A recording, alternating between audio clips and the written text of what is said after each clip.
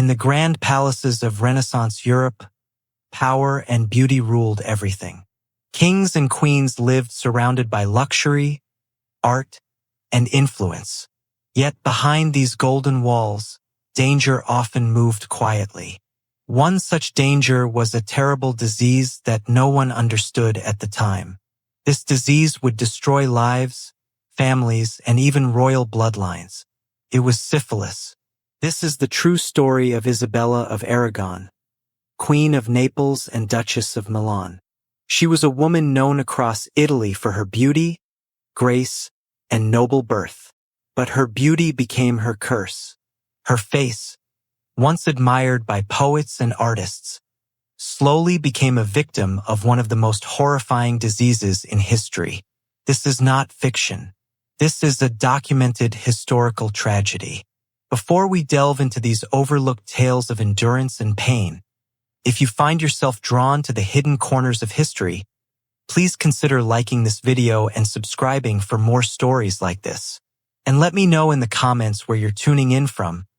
I am always amazed that we can explore these ancient narratives together, no matter where we are in the world, united by our curiosity about the past. The late 15th century was a time of great change in Europe. The Renaissance was transforming art, science, and culture. Great painters created masterpieces. Scholars rediscovered ancient knowledge. Cities grew rich through trade and politics. On the surface, Europe appeared to be entering a golden age. But beneath this progress, darkness spread quietly.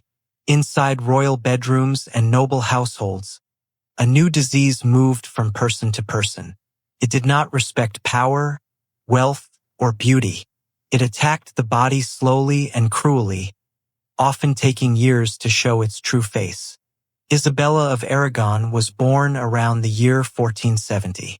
She came into the world at a time when the Kingdom of Naples was one of the most powerful and cultured courts in Europe. She was the granddaughter of King Ferdinand I of Naples and belonged to the House of Aragon, one of the most respected royal families on the continent. From birth, Isabella lived a life that ordinary people could never imagine. She was raised inside magnificent palaces filled with art, music, and political discussion. The finest tutors educated her in reading, writing, religion, and court manners. She learned how to speak with grace, how to move with dignity, and how to represent her family in public. Contemporary accounts describe Isabella as exceptionally beautiful. Writers compared her face to classical statues from ancient Greece and Rome. Her skin was described as bright and smooth. Her eyes were intelligent and gentle. Her features were perfectly balanced according to Renaissance ideas of beauty. Wherever she appeared, people noticed her. In the 1480s, Naples was both glamorous and dangerous. Italy was divided into many competing states, including Naples, Milan, Florence, Venice, and the Papal States. These powers constantly fought for influence, land, and alliances. War was always close. For royal families, marriage was not about love. It was a political tool. Young women like Isabella were not free to choose their own futures. They were valuable assets used to form alliances, prevent wars, or strengthen claims to power. Isabella was no exception. In 1486, when Isabella was about 16 years old, she was married to Gian Galeazzo Sforza, the Duke of Milan. This marriage united two powerful families. The wedding was celebrated with great luxury. The festivities lasted several days and included huge banquets, performances, and public displays of wealth meant to impress other European courts. After the wedding, Isabella left Naples and traveled north to Milan. She exchanged one palace for another. What she did not know was that her husband carried within him a disease that would destroy her life. Syphilis had only recently appeared in Europe. At the time, it was called the Great Pox or Morbus Gallicus. Many historians believe the disease arrived in Europe after sailors returned from the New World with Christopher Columbus in 1493. Others debate this theory, but everyone agrees that by the 1490s, syphilis was spreading rapidly across the continent. The disease spread through sexual contact. European nobility was especially vulnerable because of frequent affairs and political marriages. People moved constantly between courts, carrying the infection with them. No one understood what caused the disease or how it truly worked. Syphilis behaved unlike any illness European doctors had seen before. It often began with sores that appeared and then disappeared. Victims believed they were healed. Later, rashes, fever, and swelling followed. Again, these symptoms sometimes faded. But the disease did not leave the body. It hid inside, sometimes for years, before returning in a far more destructive form. Gian Galeazzo Sforza was a weak ruler. Real power in Milan was held by his uncle, Ludovico Sforza. Gian Galeazzo lived a frustrated life and often sought comfort in affairs with court women and noble mistresses. It was almost certainly through these relationships that he contracted syphilis. As his wife, Isabella had no power to refuse him. Women of her status were expected to obey their husbands completely.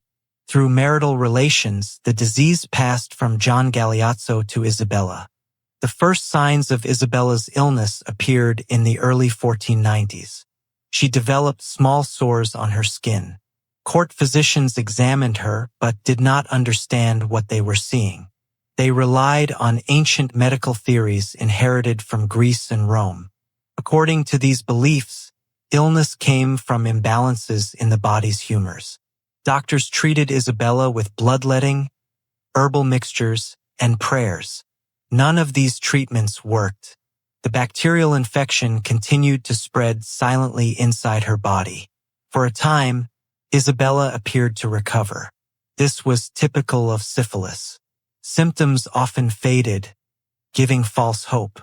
During these years, Isabella continued her public duties as Duchess of Milan. She attended ceremonies, received visitors, and tried to survive the dangerous politics of court life. She gave birth to a son, Francesco. The child died young. It is possible that he suffered from congenital syphilis passed to him before birth. Years passed. Isabella believed she had survived her illness, but the disease was only waiting. The most terrible stage of syphilis usually appears many years after the initial infection. For Isabella, this final stage began when she was still a young woman, likely in her late 20s or early 30s.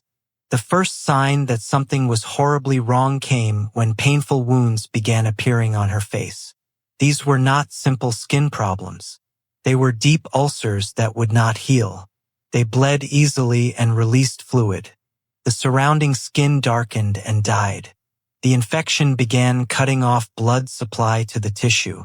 Isabella's nose was one of the first parts of her face to suffer severe damage. The cartilage that gave shape to her nose began to dissolve. Slowly, her nose collapsed inward. What had once been elegant and admired became a hollow depression in the center of her face. This was only the beginning. As the disease advanced, the damage to Isabella's face became faster and more violent. What had begun as painful ulcers soon turned into open wounds that refused to heal. These wounds leaked fluid and blood and were surrounded by dead, blackened skin. The infection destroyed tissue layer by layer while Isabella was still alive and fully aware of what was happening to her. The bacteria that caused syphilis attacked the soft tissues of her face with methodical cruelty. Large growths known as gummas formed beneath her skin. These growths swelled and then broke apart, leaving deep holes where flesh had once been. Her cheeks, her forehead, and the areas around her eyes became marked with these craters. Each wound invited new infections, worsening the damage and slowing any attempt at healing. The smell of decay became constant. The rotting tissue produced a sweet and sickening odor that followed Isabella everywhere. No amount of perfume or incense could hide it. The smell filled her rooms and clung to her clothing and bedding. People could often sense her presence before seeing her. Her lips suffered one of the most horrifying transformations. The soft tissue of the lips and mouth is especially vulnerable to syphilitic damage. Isabella's lips began to ulcerate and decay. Slowly, the flesh broke down and fell away. As her lips disappeared, her teeth became permanently exposed. Witnesses described her expression as resembling a skull, frozen in a terrible imitation of a smile. She could no longer close her mouth properly. Eating and drinking became humiliating and painful. Saliva constantly leaked from her exposed mouth. Speech became difficult not only because of pain, but because her mouth could no longer form words clearly. The disease did not stop there. It ate through the roof of her mouth, creating a hole between her mouth and nasal passages. This condition made speaking almost impossible to understand. When she tried to eat or drink, food and liquid often came out through her nose. Meals, once social events at court, became private ordeals filled with pain and shame. As the flesh continued to die, bone became visible. Parts of Isabella's skull appeared through the destroyed tissue. The bones of her forehead, cheeks, and upper jaw were exposed to the air. She had become a living skeleton, a woman whose face resembled death itself. The physical suffering was unbearable, but the psychological torment was just as severe. Isabella had been raised to believe that her worth came from her beauty, her grace, and her ability to represent royal dignity. Watching herself transform into something that frightened others was a deep and personal torture. Mirrors became enemies. She avoided them when she could, yet she could not escape the reactions of those around her. People stared and then quickly looked away. Servants flinched despite their efforts to remain respectful. Fear and disgust were reflected in their eyes. The pain never stopped. Tertiary syphilis attacks nerves, creating burning and stabbing sensations. Isabella's face felt as if it were constantly on fire. The exposed bone reacted painfully to temperature changes and even to moving air. Sleeping was nearly impossible. Any position caused her ruined face to press against fabric or pillows, sending sharp waves of pain through her body. Court physicians continued their efforts, though none of their treatments worked.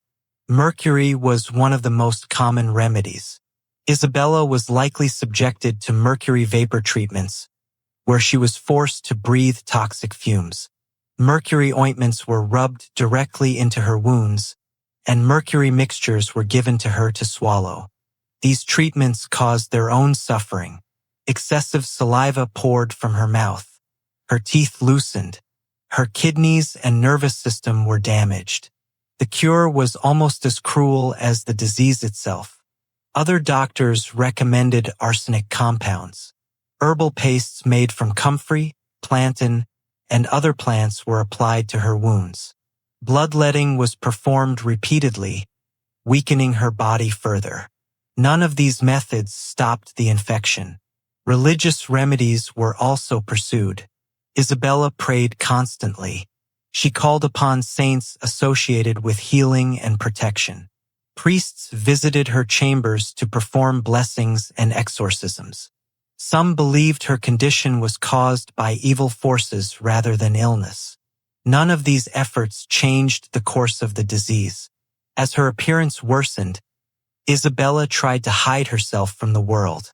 She began wearing heavy veils that covered her face. She used masks made of stiff cloth or molded materials shaped to resemble a normal face. These coverings were uncomfortable and painful. They pressed against her wounds and caused new sores. Still, they allowed her to appear in public without terrifying those who saw her. The smell could not be hidden. It escaped through every covering. Servants filled her chambers with incense and aromatic herbs. Nothing worked. The odor announced her presence and remained after she left. Slowly, people began to avoid her. Courtiers who once competed for her attention now found reasons to stay away.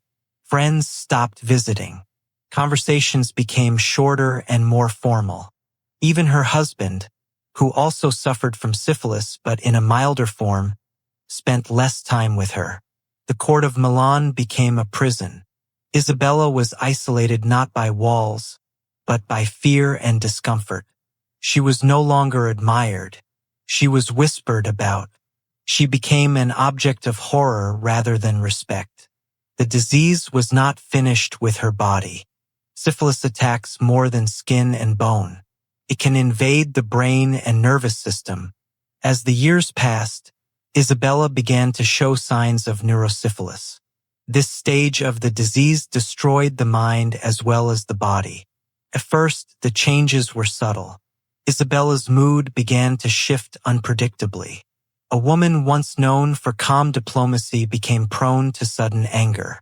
She would scream over minor problems and then collapse into tears moments later.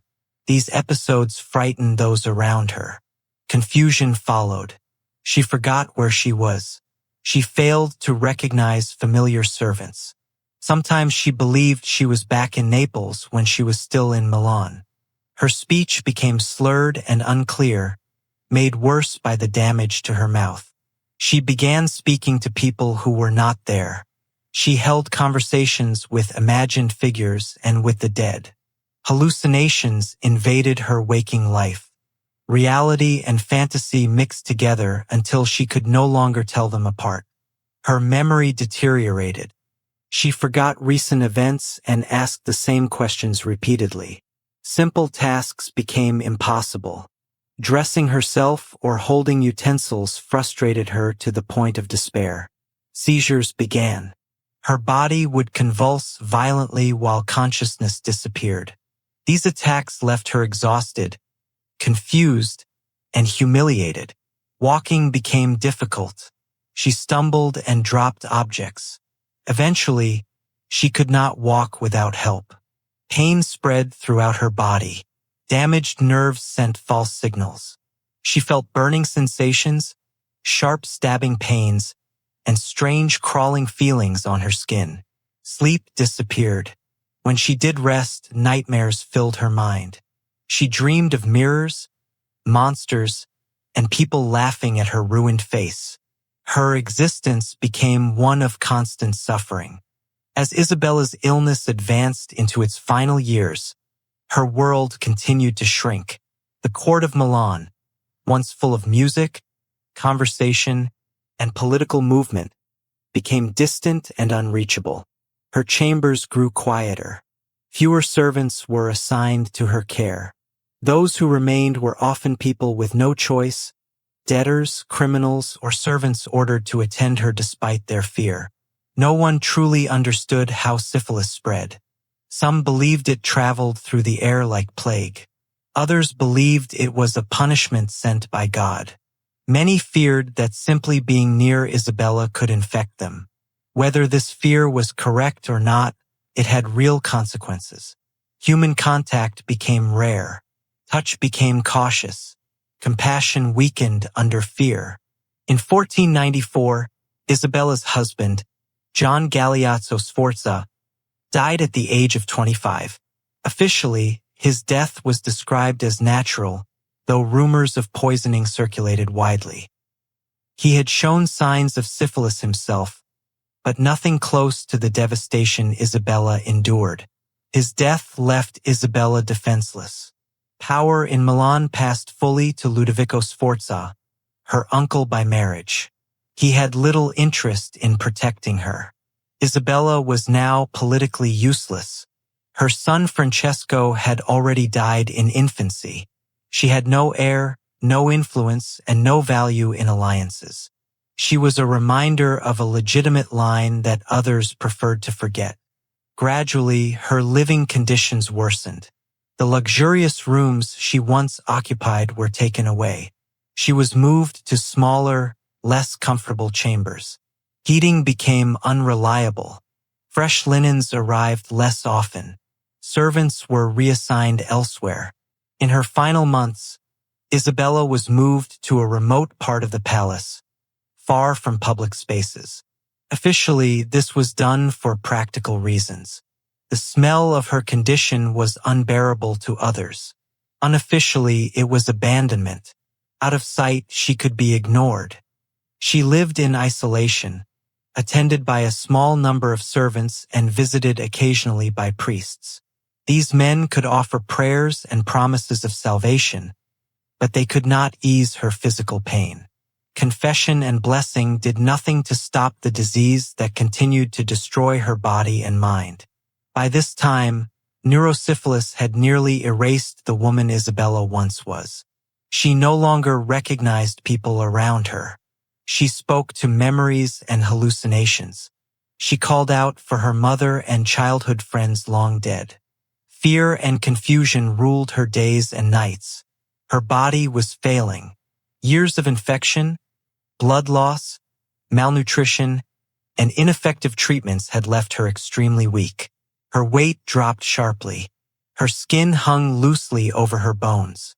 She looked far older than her actual age, though she was still likely in her early 30s. The historical record becomes uncertain at the end. Isabella of Aragon likely died around the year 1500, though some sources place her death slightly earlier or later. The exact date is unknown. This uncertainty speaks volumes. When powerful nobles died, their deaths were announced across Europe. They were recorded carefully, mourned publicly, and honored with elaborate funerals. Isabella's death passed almost unnoticed. There were no grand announcements. No detailed descriptions of her final moments survive. We do not know who was with her when she died. We do not know if anyone held her hand. We do not know if she received final prayers or died alone in her isolated rooms. We do not know her last words, or if she was even capable of speech. She likely died from a combination of causes. The disease itself, secondary infections from open wounds, possible pneumonia, or complete physical exhaustion. Her body had been under attack for years. Her burial was almost certainly modest. There was no great tomb, no monument celebrating her life, possibly no marked grave at all. The woman once praised for her beauty disappeared quietly, erased almost completely. Isabella of Aragon became a footnote in history, yet her suffering carried meaning far beyond her own life. She was one of the earliest documented cases of advanced syphilis among European nobility. The disease that destroyed her would go on to affect thousands across Europe. Kings, queens, artists, soldiers, and scholars would all suffer from the great pox.